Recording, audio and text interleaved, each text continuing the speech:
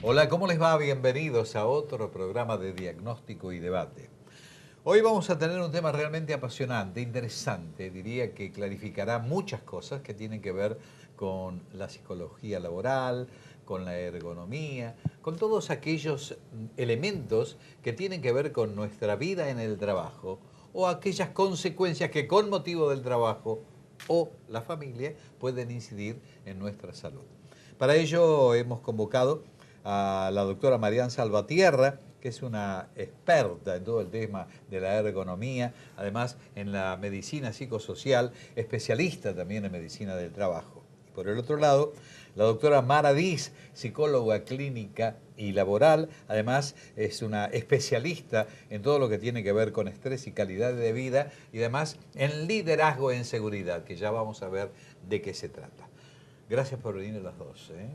Oh, Es un gracias a gusto. ustedes por invitarnos. Pero por favor, es un gusto. Primero vamos a clarificar a la gente todo esto que tiene que ver con la ergonomía, mi querida doctora. Bueno, en principio quiero agradecer la invitación a este programa y la posibilidad de difundir este tema, que bueno, no creo que ya hoy está más, entró en la cultura de salud del tema ergonomía, ¿no? Ha avanzado mucho y hay muchas respuestas para la problemática de la salud laboral y todos los cambios en el mundo del trabajo que han surgido en estas últimas décadas. La ergonomía se inserta dentro de la salud ocupacional en conjunto con otras especialidades. Trabajamos todos por el mismo fin, para mejorar las condiciones de calidad de vida del trabajador. Y la ergonomía tiene un enfoque muy sistémico en el cual tiene en cuenta toda la organización y el entorno, lo que corresponde al hombre y todo el sistema laboral y social.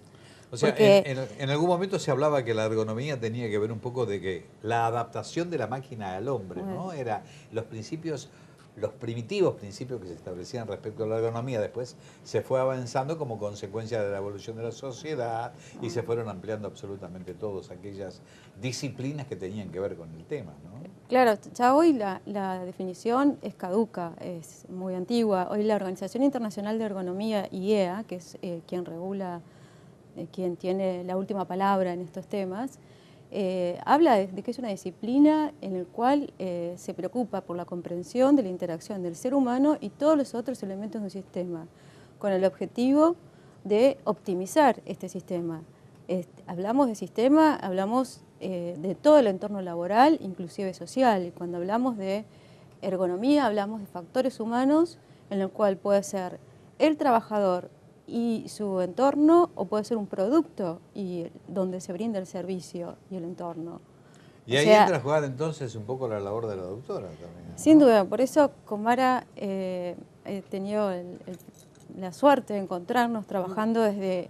Esto es muy interdisciplinario, desde las diferentes profesiones estamos trabajando con el mismo objetivo, y con Mara la verdad que es una profesional excelente en la cual tuve la oportunidad de conocer trabajando y coincidimos mucho en los mismos objetivos que buscamos.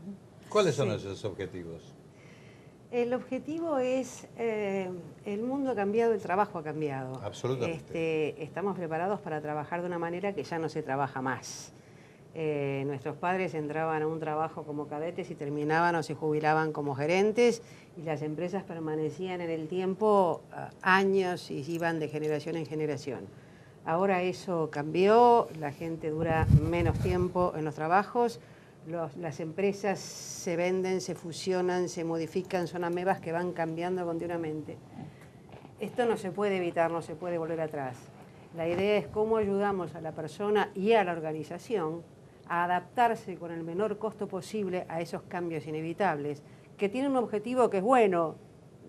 Por ejemplo, desde la comodidad, que las empresas y que las casas tengan, no sé, control remoto para no tener que hacer esto en el televisor es bueno, pero resulta que la comodidad hace que cada vez nos movamos menos, y esto no tiene que ver con mejor salud en el ser humano, sino al revés. Por lo tanto, el control remoto está bárbaro, pero entonces hay que salir a caminar más, porque antes que no había el control remoto, uno se movía, aunque sea en esa interacción con ir a buscar o hacer cosas, ¿no?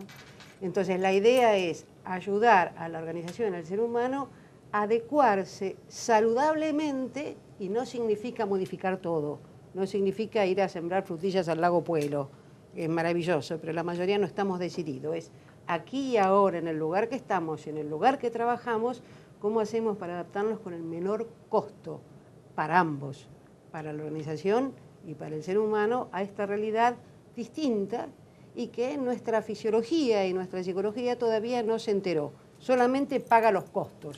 Quiere decir de algún modo, mi querida doctora Salvatierra, que si bien es cierto que el mundo se ha industrializado, que el mundo ha avanzado en tecnología como para facilitarle al hombre su labor, no puede dejarse de lado la función del hombre justamente para que el hombre maneje ese tipo de cosas. Sin duda, Es un acá el poco eje así. central es el ser humano. El factor humano Exactamente. es el eje central, por lo cual la ergonomía piensa en cuidar, o sea, el objetivo es su bienestar y el rendimiento. Pero, por ende, cuando el ser humano está bien, trabaja bien, está feliz, tiene su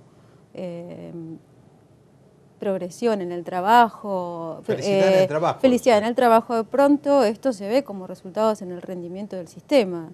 No todo pasa por la estructura del trabajo, los horarios, los cambios, sino por la satisfacción del trabajador en el trabajo. Ahora, en los últimos tiempos se ha hecho hincapié fundamentalmente en todo esto que estamos conversando ahora y que tiene que ver con el mejoramiento de las condiciones del trabajador en aras, por supuesto, de una magnífica producción de la empresa. Es decir, buscar el equilibrio en última instancia que tiene que ver con la satisfacción del trabajador, pero al mismo tiempo la satisfacción de la empresa.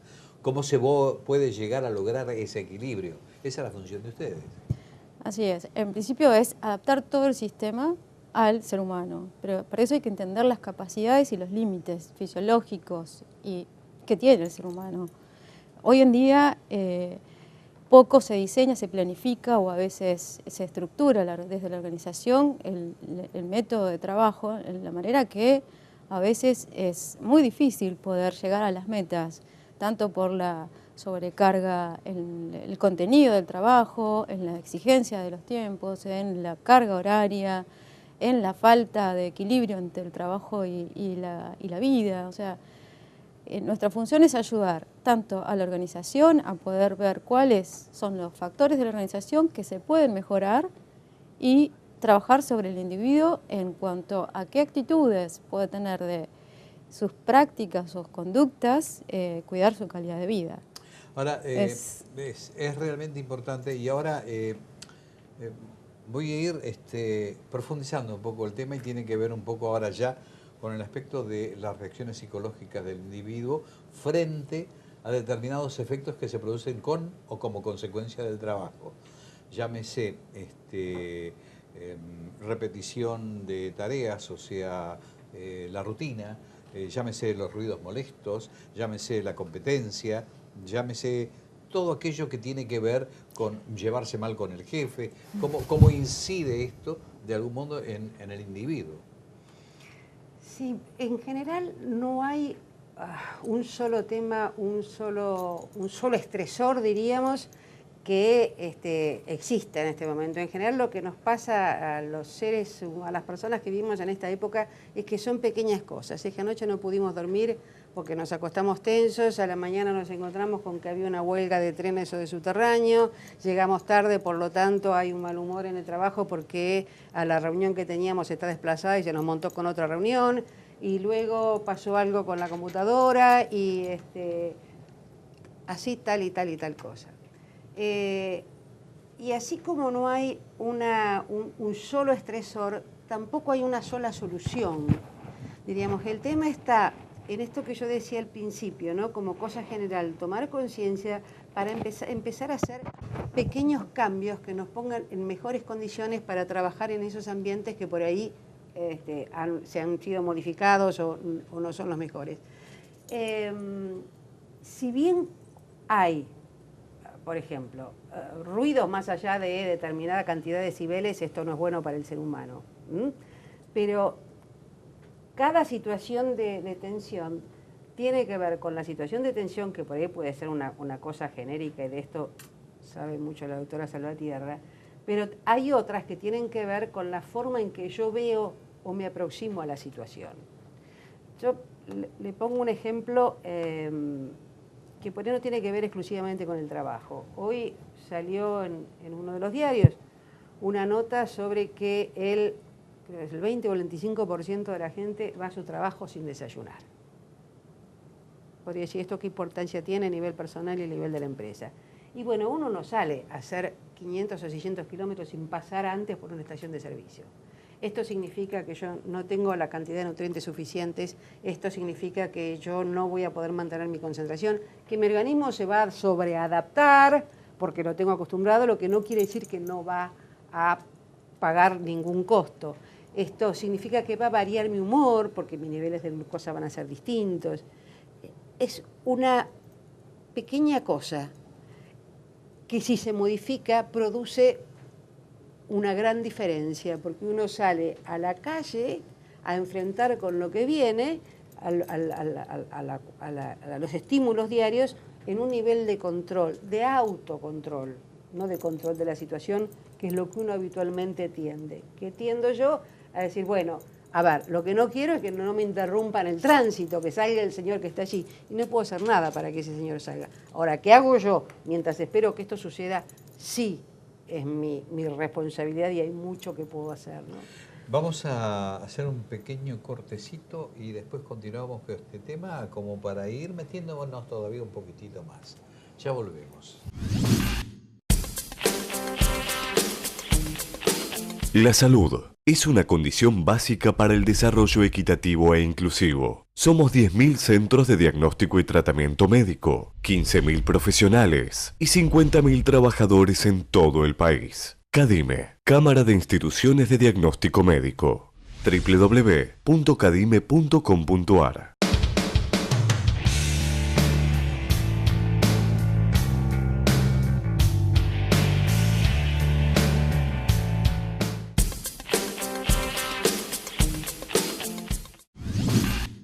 Estamos en Diagnóstico y Debate y estamos tratando temas realmente interesantes, trascendentes para la vida en sociedad, fundamentalmente todo aquello que tiene que ver con nuestra actividad laboral.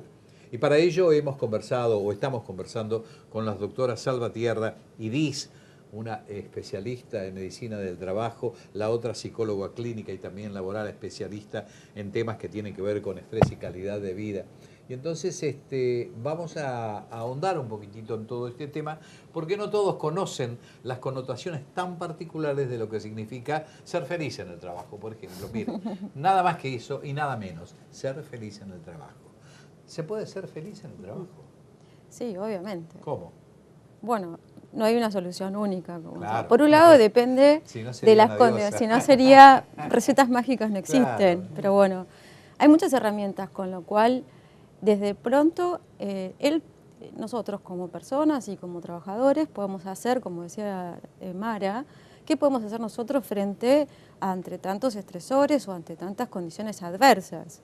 Es la conducta individual, lo que llamamos autocuidado, concientización de todo lo que nosotros hacemos a través de programas de promoción de salud, ¿no? Cómo cuidas desde tu colesterol, tu dieta, hipertensión, son hábitos y conductas que uno tiene que tener frente a factores de riesgo que se van a ir sumando. De pronto, no todo termina con la capacidad de resolver individualmente, sino que como todo hombre está inmerso en un sistema, la organización es importantísima. En principio, la organización debería hacer un diagnóstico. Hoy se estila mucho de encuestas de clima laboral o diagnósticos de riesgo psicosocial. Así como la corporación, dentro de las políticas, tiene el deber o el objetivo, llamémoslo el deber en todas, de poder relevar y hacer diagnósticos de sus riesgos químicos, físicos, biológicos, debe incorporar también el de riesgos ergonómicos y psicosociales, que entra dentro de la matriz donde la empresa debe tenerlo como objetivo para después poder hacer cambios, mejoras, planificación, o sea, medidas a nivel corporativo que ayuden, sea desde flexibilización de horarios, sea hoy se está estilando trabajar teletrabajo, sea cambiar las condiciones de pausas y descansos, Bueno, hay que ver qué pasa en todo lo que es relaciones interpersonales, relaciones con los jefes, con los supervisores, cuál es el estilo de mando de la compañía, cuál es la práctica en cuanto a su discurso de cuidado de salud y seguridad, y el mensaje y la práctica. Ahora, Mucho. me suena un poco a un estado ideal del que está diciendo la doctora Salvatierra. No. Aquellos que son líricos, y me sumo al tema, pensamos efectivamente que todo eso tiene que ser un componente especial como para lograr esto que estamos hablando de la felicidad en el trabajo, por lo menos llegar cerca de ello. Pero, y esto tiene que ver con la doctora, ¿todos reaccionan de la misma manera? ¿Los empresarios están dispuestos a cumplir con esta serie de requisitos? ¿El país se presta como para pensar en esto? ¿O hay muchas alternativas que están dadas y específicamente determinadas, por ejemplo, en los convenios colectivos de trabajo, y muchos de estos argumentos que está ampliando la doctora no se llevan a la práctica por desidia, por falta de controles, por un montón de elementos que hacen a nuestra idiosincrasia? Porque el argentino es bastante particular, ¿no es cierto? Entonces yo le pregunto, efectivamente, ¿puede llevar adelante esto? Sí, yo soy una convencida de que sí que Otra se idealista. puede. Ese Martín. Confío en los recursos del ser humano. Creo que cuando a mí me dicen lo que pasa es que la empresa no quiere. ¿Quién es la empresa? La empresa son personas, la empresa no es un cartel. La empresa son los directivos, que son partes del sistema, y lo que a veces, o la mayoría de las veces pasa, no es que no quieren, no pueden o no saben o tienen miedo, porque son parte de este circuito, es decir, donde ellos sienten que cambiar una cantidad de cosas no se va a poder. Entonces, ¿para qué voy a hablar de determinadas cosas si voy a levantar la alfombra y decir, ¿qué hago con la...? Y no puedo hacer nada, entonces la sigo tapando. Pero se puede mucho más de lo que creen, y lo que sucede en la organización no siempre es efecto o responsabilidad de los jorobados que son los que están arriba. Los que están arriba tienen las mismas presiones de los que están abajo, u otras, pero del mismo nivel.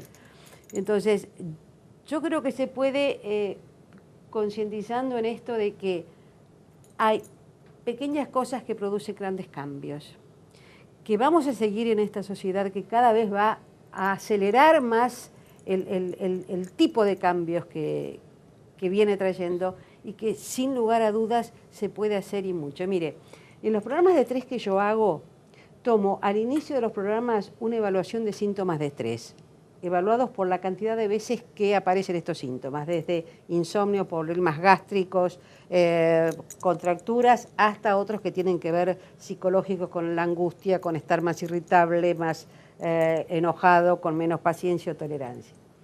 Y algunas conductas saludables. 4 meses de terminado el programa lo vuelvo a tomar, y hay un promedio de disminución en la frecuencia de los síntomas del 50%. Y no se modificó ni el jefe ni el ámbito. Claro que obviamente si el jefe, el ámbito, la organización ayuda a esto y pone menos palos en la rueda, palos de cosas que no sabe. Es decir, si hablamos específicamente del estrés, el estrés, que es una respuesta de acción, lo que hace es segregar glucosa, porque el cerebro dice, si estoy en peligro, voy a correr, necesito energía. ¿Dónde saco la energía? Del azúcar. ¿Y qué le damos a la gente cuando estamos en un curso, en una recepción? Le damos básicamente azúcar, le damos media luna, galletita, estamos tratando de apagar el incendio con un poco de queroseno. Y esto es porque no se sabe, porque seguramente los jefes querían a beneficiar o agasajar a los que estaban allí, ¿no? Usted sabe que yo celebro realmente esta idea de hacer este programa, porque me permite ponerme en contacto con profesionales como ustedes, que son tan líricas como yo, en la realización de este tipo de cosas. Pero yo no dejo de pensar que soy abogado también. Y entonces, en función de eso, digo, las ART, fundamentalmente, y la ley que contempla todo este aspecto no está adaptada a lo que puede significar esto que estamos hablando nosotros, que tendría que estar modernizada en función de todo esto que estamos hablando. Porque además, esto no es un palo para nadie, sino que es en aras de que se perfeccione la cosa, se podrían ir incorporando como cosas obligatorias estas cosas que estamos hablando entre nosotros, que son lo ideal, lo que podría ser la perfección, como para tratar de llegar a solventar la posibilidad del bienestar del individuo. Porque existen otros factores también que tienen que ver con la parte económica, que tienen que ver con la familia, que tienen que ver con todo esto del hombre viviendo en sociedad, que influyen en los aspectos psicosociales del trabajo. Yo acuerdo, pero mientras tanto, ¿qué? Mientras eso está, la vida es como el truco. Uno tiene que hacer el mejor partido con las cartas que tiene. Le pueden tocar los 2 anchos y 17 de espada, salvó. Ahora, le pueden tocar 2 4 y un ancho falso. Y ahí miente. Algo puede hacer, algo puede hacer. Por lo menos no perder tanto, por lo menos no aceptar el envido y el vale 4, qué sé yo. Pero ¿cómo lo adapta a eso, no? Evidentemente, porque realmente me apasiona esto. Hay congresos, por ejemplo, está este que se hizo en Madrid, que yo le estuve mencionando a usted en el año 2010, que habló de los riesgos psicosociales y habló de todo este tema. Sí, no, que casualmente vengo de un congreso internacional de salud ocupacional que se hace de la AICO, de la Asociación Internacional de Salud, y se tocó como un tema relevante el tema de riesgos psicosociales. Y existen a nivel internacional organizaciones como la OIT o hilos que están dando muy buenas herramientas para poder tratar estos temas. De hecho, yo lo traje como una preocupación y un tema de que va a ser cada vez más relevante, el tema del estrés laboral, el estrés que está ocasionando grandes impactos en la salud del individuo, o sea, mayor trastornos mentales, depresión, ataques de pánico, mayor aumento de los factores de riesgo a nivel cardiovascular, mayor predisposición a trastornos musculoesqueléticos, y las estadísticas hablan. O sea, si el 50-60% de los días perdidos en Europa es por causa del estrés, ¿cómo no es un tema relevante para que la empresa lo tome como, bueno, veámoslo desde el lado de los números? ¿Cuál es la pérdida que tengo yo si no cuido mi personal y ni hablar de país, Producto Bruto Interno? O sea, si vamos en pequeñas dimensiones, faltaría difundir, hacer conocer, como dice Mara, porque muchas veces es porque no conocen. Me parece que se trata de una serie de actitudes. Yo les voy a comentar, cuando hice un trabajo, en la última etapa de la carrera, entre los distintos libros que comencé a leer, esta bibliografía tan importante, había un libro que me llamó mucho la atención, que se llamaba Gente Trabajando, que lo escribió el que fue el dueño de la Volvo en un momento determinado. Estoy hablando de hace unos cuantos años. Cuando este hombre se hizo cargo de la empresa, la producción tenía un número determinado, X, digamos un 30% de lo que realmente podía producir la empresa. Entonces este hombre, investigando, preguntando, comenzó a analizar el porqué de lo que estaba ocurriendo dentro de su empresa. Lo voy a hacer muy rápido. Comenzó a analizar y comenzó a llamar a la gente que trabajaba y preguntarle, indagando en cada uno de ellos, a ver qué era lo que pasaba, qué era lo que dejaba pasar. En algunos casos, y el mayor porcentaje en un primer momento, fue que les molestaba muchísimo el asunto de el marcar el reloj, el horario de ingreso, es decir, marcar muy específicamente los límites específicos del trabajo. Entonces dijo, bueno, vamos a hacer una cosa, yo voy a sacar el reloj. Y yo les voy a dar la posibilidad a ustedes de que entre ustedes mismos cumplan una determinada cantidad de horas de trabajo, que son las reglamentarias. Si quieren faltar 2 días, falten 2 días, pero después me cumplen. Es decir, les dio flexibilidad como para que ellos pudieran manejarse. Eso fue en los primeros 5 o 6 meses. Por supuesto, del 30% de la producción llegó al 50-55%. Después surgieron otra serie de problemas que tenían que ver con gente que estaba, a mí no me gusta el lugar donde estoy, a mí me gustaría estar en este otro lugar, etc. La reubicación dentro de la empresa.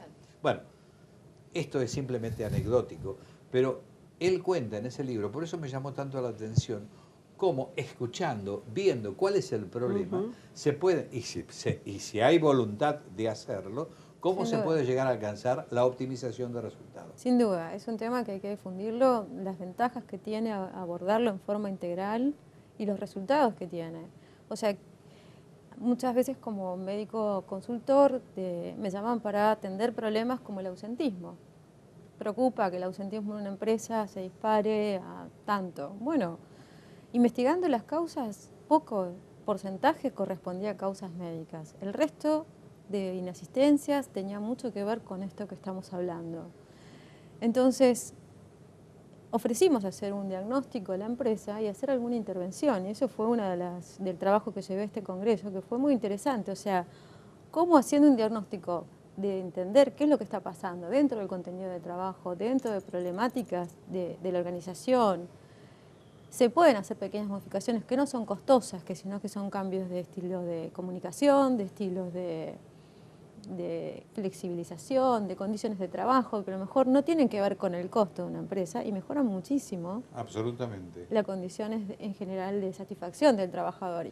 Ustedes no saben cómo me apasiona este tema. Yo creo que vamos a volverlas a convocar para seguir charlando. Me quedaron algunos temas pendientes con la doctora, sobre todo sobre el asunto del liderazgo en seguridad, que muchos no cumplen, pero se me fue el tiempo, me tengo que ir. Así que las convoco para otro momento para seguir ahondando en el tema y por lo menos para difundirlo y para que todos aquellos que tienen que ver con el trabajo, con los empresarios, las empresas en general, no se limiten a esperar los efectos de la ley que contempla los riesgos del trabajo, sino fundamentalmente prevenir y precaverse frente a lo que pueda llegar a suceder, por lo menos para tener bienestar entre la gente que trabaja.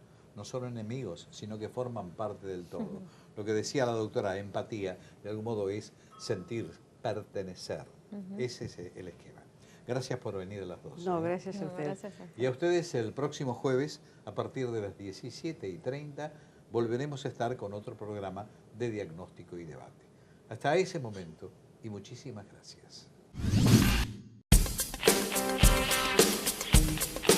La salud es una condición básica para el desarrollo equitativo e inclusivo. Somos 10.000 centros de diagnóstico y tratamiento médico, 15.000 profesionales y 50.000 trabajadores en todo el país. CADIME, Cámara de Instituciones de Diagnóstico Médico.